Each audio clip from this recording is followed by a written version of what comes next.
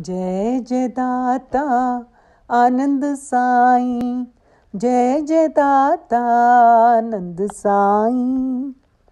ओम साईं सद्गुरुवे नमः। सतनाम सत सेवा और सद्गुरु का संग, ये तीनों जब मिल जाएं तब चढ़े हरि का रंग। सद्गुरु साईं आप हैं, दूजा अवर न कोई।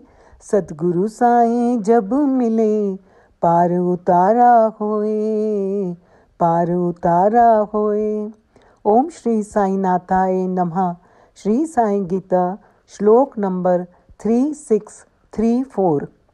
श्री साईं गीता के इस श्लोक में सतनाम, सतसेवा और श्री सद्गुरु की सत्संगत का महत्व श्री आनंद साईं जी ने बताया है। सतनाम यानी कि सत्य का नाम। सत्य क्या है? स्वयं ईश्वर की सत्ता है, भगवत नाम है, भगवान से सच्चा प्यार और उसका आनंद नाम, उनका नाम आनंद देने वाला है। बेगरज भक्ति करोगे तभी आनंद मिलेगा। अगर भक्ति में मिलावट हो गई तो आनंद चला जाएगा। आनंद क्या है? आनंद ही पर ब्रह्म है, भगवत नाम है। भगवान की हर चीज़ में आनंद है। श्री बाबा सरकार ने इसीलिए श्री गुरुदेव को आनंद साईं नाम दिया है। श्री भगवान के हर नाम के पीछे कुछ मतलब होता है। ये किसी मनुष्य का रखा हुआ नाम नहीं है, श्री साईनाथ महाराज का दिया हुआ नाम है। 28 जनवरी 1973 में पापा जी श्री मनोहर ओबेरॉय जी को श्री आनंद साईं नाम से सब जानने लगे। राम को पाना है तो राम बनना ही पड़ता है। राम वो है जो दूसरों को आराम दे, रावण वो है जो दूसरों को दुख दे। इसलिए सतमार्ग पर चलना है। सत सेवा क्या है? सबके अंदर एक साईं सर्व आत्मा है। सबके कल्याण के लिए सत सेवा करनी है। अपनी साधना भी जग कल्याण के लिए करनी है। इस समय सारा जगत घोर दुखों से घिरा हुआ है। सेवा करनी है, दूसरों का भला करना है। पर दुख जब तक अपना दुख नहीं लगता तब तक हमारी आत्मा सोई हुई है। दूसरों को दुखों से बचाएंगे तो श्री साईं जी अवश्य हमारी रक्षा करेंगे। सच्चे मन से सेवा करते जाओ। श्री साईं गीता की महिमा सुनो सुनाओ।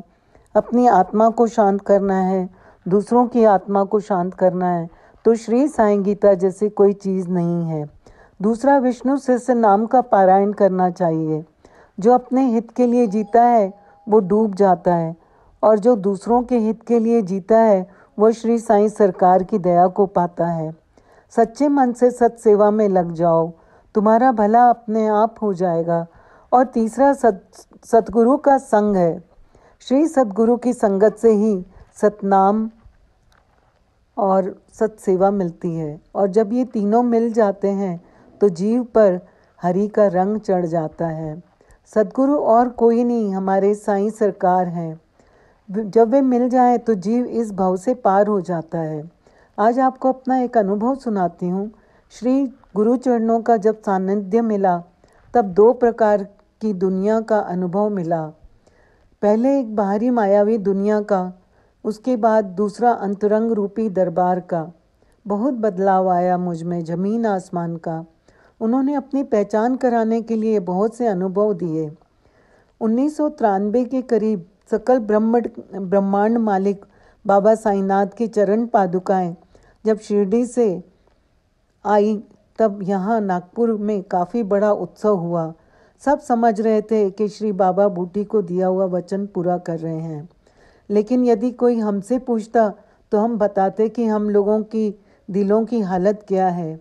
मन करता था छतों पर चढ़कर लोगों से चिल्ला चिल्ला कर कहें कि श्री बाबा साईंनाथ आए हुए हैं, फिर से ज्ञानामय अवतार लेकर, पहचान कर लो। लेकिन उस वक्त कुछ बोलने की गुरु आज्ञा नहीं थी। सर्व जगत का कल्याण गुप्त रूप से हो रहा था।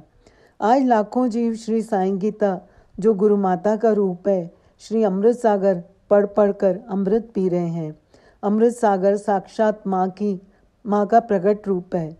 जिन घरों में श्री साईं गीता और श्री अमृत सागर